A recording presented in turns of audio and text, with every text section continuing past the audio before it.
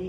Kasi both of you, Alice and you, wala na kaming problema. Paano nyo kami nakita, nakilala? Maganda yun eh. I think magandang simula yun. And then, how did you decide na kami yung piliin po ninyo? Kasi madami namang realtors, di ba? Ikaw ang nakadiscover. Sige, si Ate Ellen, then si Kuya Rudy. Ganito yung Chris, mahanap talaga kami na magiging pinapagkakatiwalaan namin sa pagbebenta.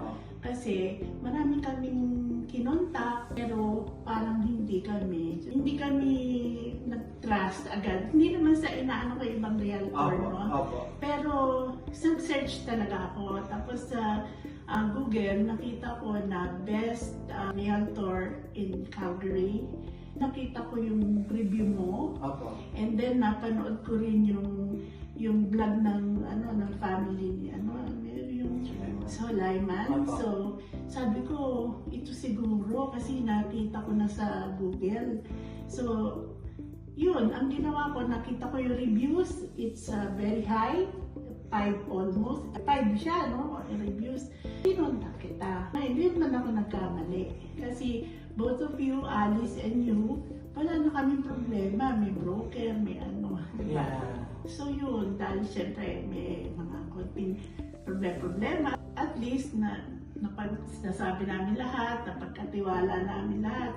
Yun nga, kaya very easy lang sa amin. Although medyo stressful. Oo, kasi syempre maraming inintindi. Tsaka thank you sa aming bahay kasi tinira namin to for 16 years. And marami talaga. Kaya Rudy, may gusto kang idagdag. Paano ka nagdesisyon na si Chris and Alice yung pipiliin ninyo?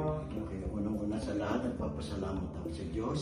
Pangalawa po sa inyong mag-asawa na ginabay kami sa tamang daan para sa aming kinabukasan.